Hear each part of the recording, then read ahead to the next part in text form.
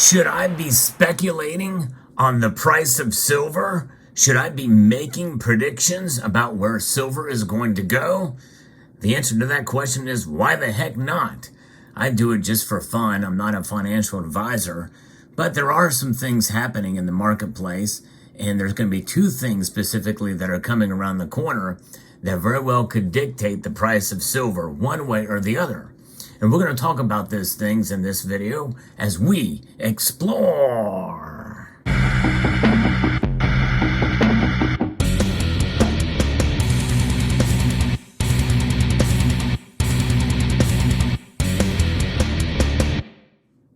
Videos like this should only be taken as entertainment value. You know, I kind of say that I'm not a financial advisor. I'm not. However, I do like to think that I have some insight on the markets, at least to a degree, enough insight to know that things can come out of left field, and we really don't know for sure exactly what is going to drive the prices of silver or gold in one way or the other. But we have some fairly good indicators. I'm going to be talking about two different things here in this video.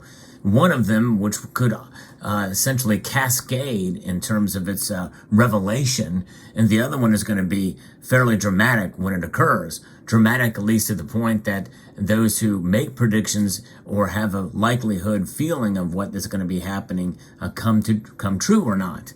If they don't, then it's going to dramatically move the prices in the opposite direction of where many people feel some of the prices may be baked in here.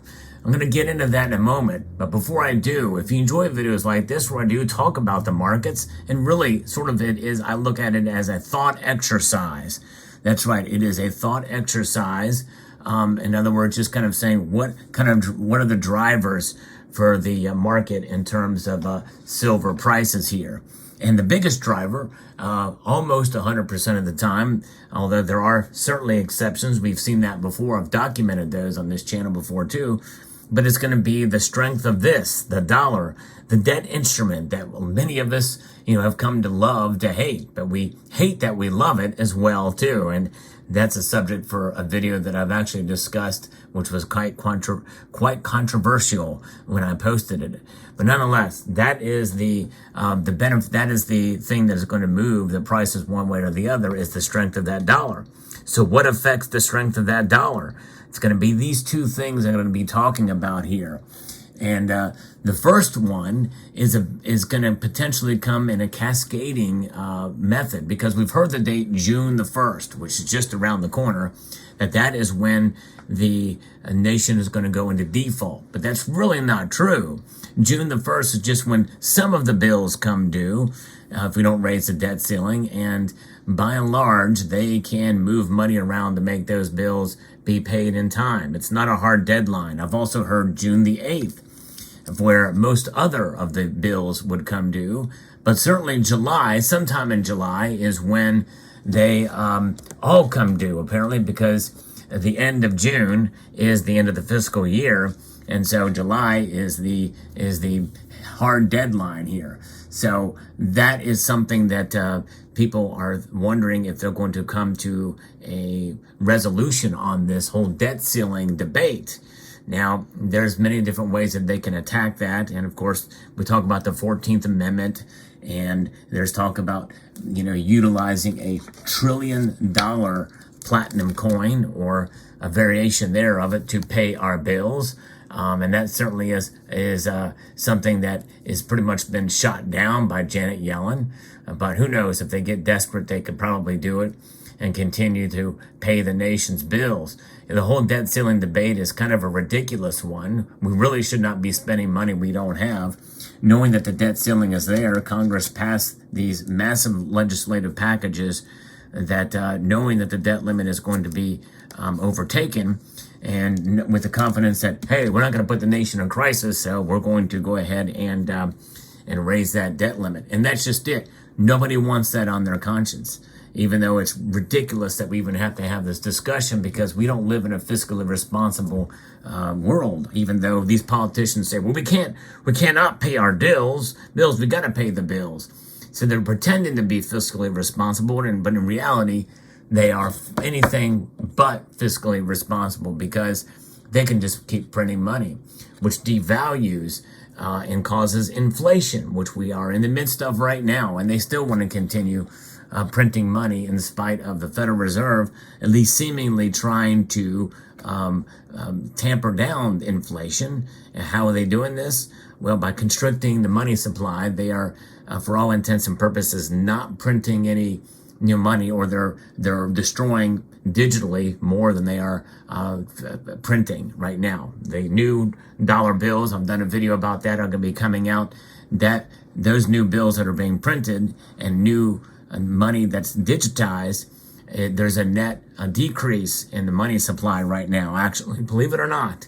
But still, there's so much of it out there, and a lot of it is overseas. And there's a real fear that, at least for many of us here, that more and more nations lose confidence in dollar, and they send those dollars rushing back to the United States. And if they do, watch out, because we're going to talk about hyperinflation, hyperinflation that could be coming. But that's another subject for another day, because they are going to avert this disaster. Even if it's at the 11th hour, or what they perceive to be the 11th hour, we will pay our bills. Even if some other credit rating leaves us, brings us down to a AA plus or what have you. We're still the biggest nation, the biggest economy in the world, and but they will avert this, and it will not be the disaster that they predict. Somebody's going to capitulate, and likely it's going to be the capitulation for less fiscal responsibility and more spending, but everybody will claim victory and will move on. That means that gold and silver will probably fall, and silver probably will fall even more. Now, that is a real reality. Now, the thing is where the prices are right now as I record this video, they're actually up a bit, kind of a recovery from the dip we saw before. So the caveat here is, if these prices are baking in what they are perceived to be coming. In other words, if the markets think that there is going to be a disaster, I don't know. That's the thing. Reading the psychology of the markets is one thing, which gets us to point number 2. The second thing that could send silver to $21 or under by August. And that is going to be what the Federal Reserve is going to do. I now believe that they're going to raise rates another quarter point. And for a lot of the time, between the last rate hike meeting and the meeting that we saw from the Federal Reserve to now, many people thought they were going to start to pause. But now new economic numbers have come out that lead more and more people to think that they're going to raise rates. In fact, I'm looking at the Fed Watch tool now, and 66.5% say that they're going to raise rates. I am of that camp, and I think it's going to happen, that they're going to raise rates. And it's oscillated back and forth, which means it's been variably unpredictable. But remember, it was a week ago that there was an 82% chance that they were going to pause. And I was of that camp a week ago too. But these new numbers that were cooked up by the chefs at the Cook the Books Club, are bringing us some, quote, good information and good data. And so they're reacting to that, and they're starting to move the markets in such a way. And so I think that means that it's going to put pressure on gold and silver, strengthen up the dollar yet again, and we can see silver, because remember, when we saw silver fall below $23 an ounce there, that was a little bit of a shock to some of us, as we have been seeing silver fall for a while, but it has not fallen below $23 for a while. But now here we are, it has fallen under $23 an ounce until recently. As of the recording of this video, it is now comfortably above $23 an ounce, but that's just it. The radical move of the markets could mean, I think, that we might have a more bearish outlook for silver in the short term, at least through August. These two things coupled together, averting a disaster with regards to the debt crisis. I use that term disaster loosely. And also the Fed raising rates another 25 basis points. And that also happens to correspond with what the Federal Reserve Chairman says in his presser. And if he does in his statement and any kind of testimony towards Congress of doing more to try to stave off inflation, and that is their true goal here, and they're going to continue to push, we may see an indicator on top of raising the rates this next meeting here in June. We very well could see an indicator, a strong indicator, that they may raise rates one more time this year. And that is going to put more and more pressure on silver and gold. And that is the environment that we will see $21 silver. And by the way, I think that's what's going to happen. That's my prediction. Why am I making this prediction? Because it's fun. Is it true? Will it happen? I don't know. But you know what? I've been making predictions here on this channel for the last couple of years for silver, and I've been wrong more than I've been right.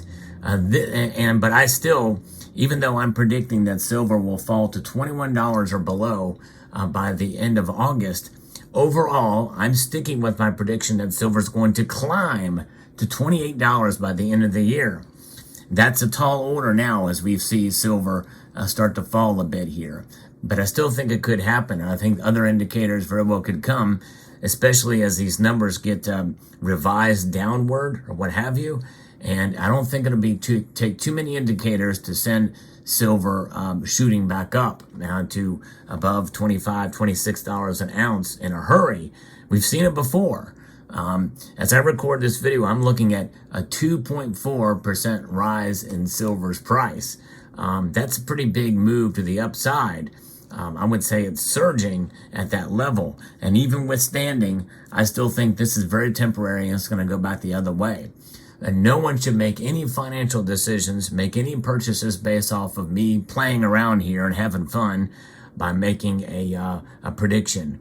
It's an educated guess, but a guess nonetheless. No one, I don't care how professional some of these analysts are, no one truly knows. In fact, I would dare ask if someone is truly an honest professional and an analyst on silver's price, they can make these bets or these predictions and realize that they could be just as wrong as I could be wrong, and I'm not a professional. However, I did put my money where my mouth is. I placed a very small wager with a friend of mine on where the price of silver is going to go, and I would gladly pay up if I'm wrong. I in many ways, I kind of hope I am. That's leaving, by the way, that bet is leaving room for the price of silver to still fall. But I've gave a pretty hard number that I think it's going to be $21 or below. But that's just for fun too. And but no one, again, I cannot stress enough when I do these videos to talk about it. It's an exercise. It's a thought process. It's an exercise in thinking and perception. And that's kind of that's the angle I'm taking this from. No more, no less. I'm curious about what your thoughts are below. I'm very interested in what you have to say about this subject and where you think the price of silver is going to go. Hope you found this video insightful, informative, and educational. If so, let me know, and with a thumbs up or potentially subscribing to the channel if you haven't done so already. And I want to extend a multitude of gratitude to each and every one of you for taking the time to watch, and to encourage you to please rate, share, comment, and subscribe.